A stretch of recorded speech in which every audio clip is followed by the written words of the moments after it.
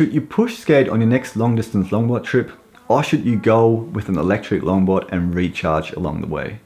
I have done both, and I want to share with you my experiences, my advantages and disadvantages of both types of travel. And to take one thing up front, the best thing about an electric longboard is that you are able to brake downhill.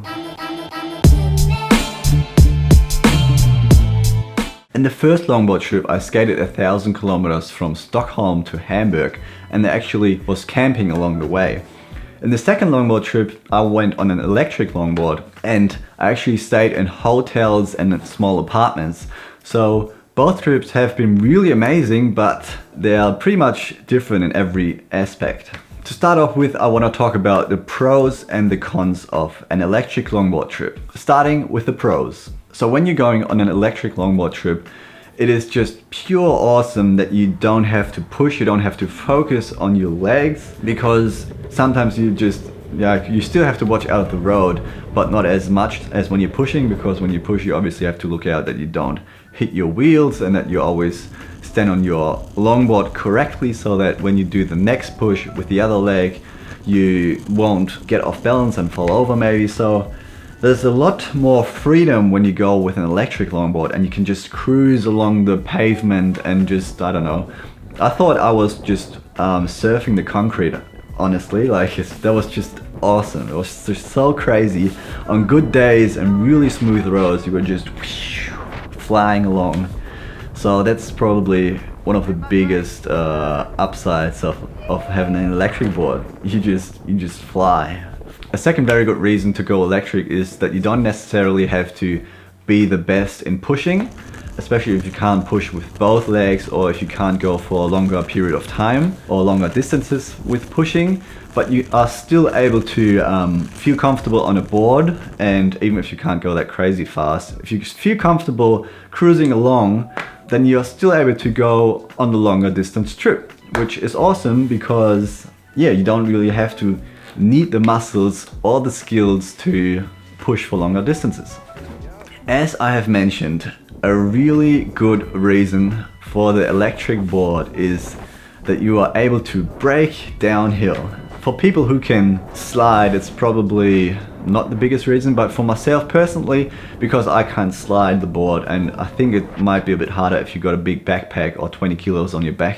It's not as easy to slide, maybe, I have no idea. But for me it was a big reason that I was able to brake downhill, because when I was going on the push longboard trip, I was only foot braking, and sometimes the hills were just so steep, even foot braking was not worth it. So those hills I went up, I actually had to walk, just some of them I actually had to walk down, and that was really devastating. And with the electric longboard I was just going the steepest hills all down, and I just was able to brake and even generate energy to go back into the battery.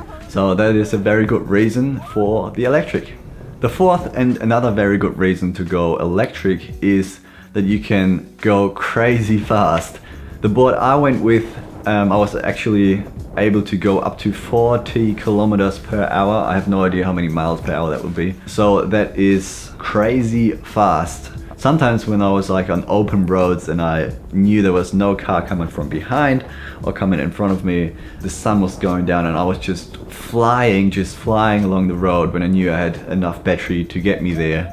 And that is, if you feel comfortable going that fast, it is crazy and it's so much fun. And you can just basically choose your speed with the electric one. You can go slower if you want to, and you don't have to you don't have to push, obviously. And what was nice about the longboard I went with was that I was able to combine pushing and the battery, because you push to move yourself forward and it holds the speed for a little while and it saves you a lot of battery.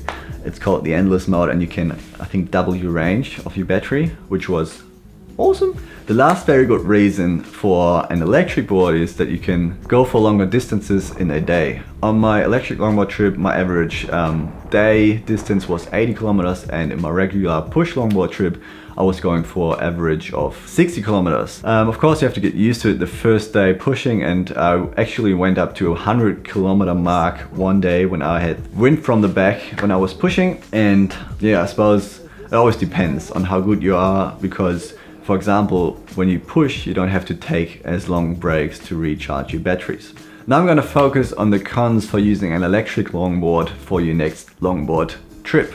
The first negative point I thought of when considering an electric longboard for your long distance trip is that the chargers and the batteries are gonna be heavy in your backpack. And that's a variable you have to consider, because if you have that amount of weight on you, you might not be able to take camping gear or other stuff you would like to take.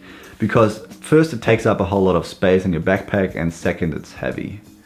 And you could probably compare that, well, I think it was almost the same amount of weight or even heavier than if I would take camping gear. For example, like a lightweight tent, sleeping bag, mattress and cooker. Just, yeah, to put that in comparison. The second disadvantage of choosing an electric longboard for your long distance trip is of course the price tag, because electric longboards are freaking expensive. And well, regular long distance longboard, like if you get a good one, they can be expensive too, but they are definitely cheaper than electric longboards. And if you take additional batteries or additional chargers, it will drive up your cost too, so definitely have that in mind, even though electric longboards are awesome. Another disadvantage is that you have to charge during the day if you have multiple batteries. If you've got only one battery and will last you for the whole day and you can still go 60 kilometers, well then that's great. But in my case, I had 4 batteries and I charged them all at night and once midday. So it took, for 2 batteries with 2 chargers, I only had 2 chargers for 4 batteries. It took 45 minutes and then another 45 for the other 2. And that will left me with about 1.5 to 2 hours midday that I had to recharge. I combined that with going to restaurants and asking if I could charge here. But yeah, well, that was kinda tough because you are limited to the places you have to go. And of course, not every town has restaurants open all the time, every day at midday. So yeah, you might have to improvise there. Another negative which attaches to the point I just mentioned is that you have to choose places to stay or you can recharge. So you always have to, if you don't have friends and family that you're gonna visit, you have to pay for where you're gonna stay, because it's either gonna be camping places or hotels or apartments, but normally you have to pay to get the power, because otherwise you can't charge your batteries. And that will leave you with, like, you're dependent on the places you can go. You can't just go wild camping like I have done when I was in Sweden. So yeah, another disadvantage.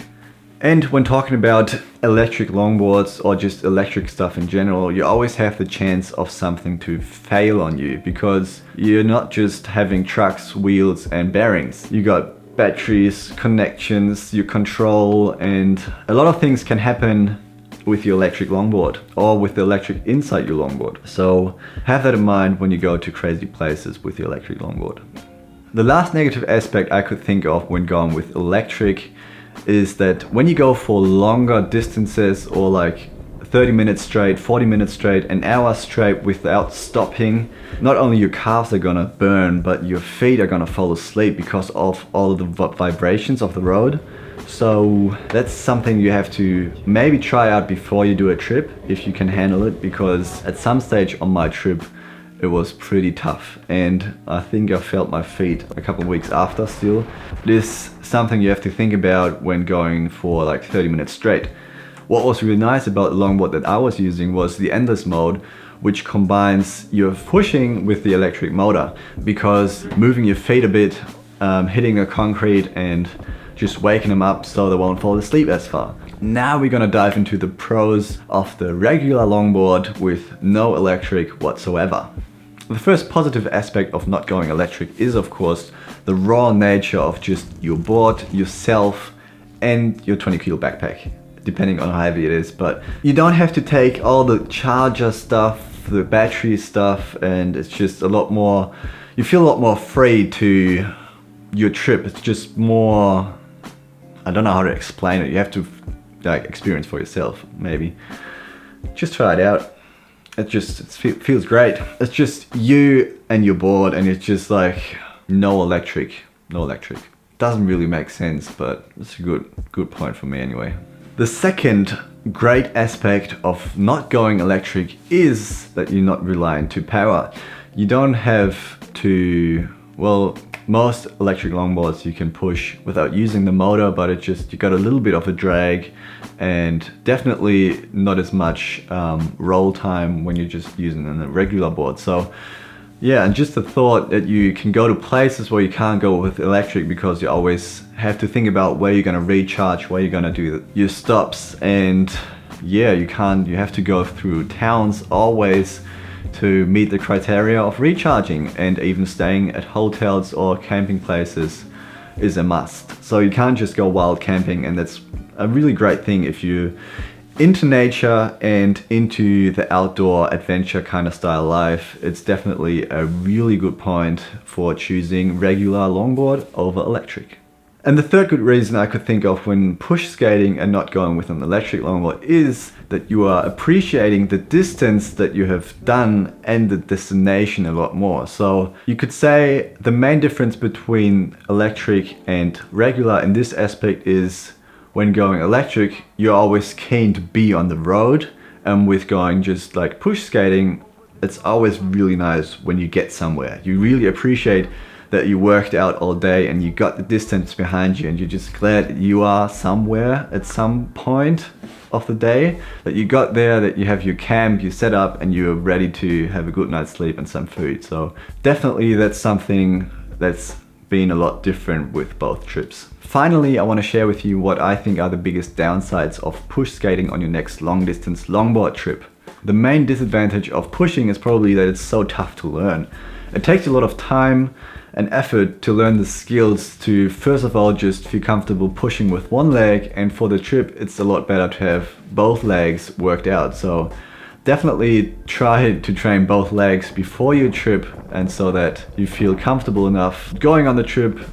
Skating with both legs, always changing, and on top of that you still got a backpack on, so that makes it a lot harder too. That's something you have to consider. It takes a lot of time until you learn the skills. The second disadvantage for me is that it's not only tough to learn, but it's tough when you're actually going on the trip. So if you're going like for 60 kilometers a day, if you're not used to it, the first 3 days will absolutely suck. Well, that's what they were for me anyway. I was so buggered after each day. The first day I only got like 20 or 19 kilometers. The second day I got like up to 30, and then 40, and then so on. But it takes a while for the muscles to get used to it, and for you getting used to the backpack and the weight shift when you move around your board. And yeah, it's a lot harder than people might think, but after the few days you're all good if the roads are still good. And yeah, for me on the third day the roads were probably the worst on the whole trip, which made the third day suck so much. But anyway, that was my kind of review about electric versus push skating, and if you're into this kind of stuff, check out my channel. This video is only part of one series of long distance longboarding, and yeah, check out the trailers about my 2 trips that I have done, one electric and one push skating. Otherwise, like and subscribe if you're really keen, and I will see you in the next video. Bye!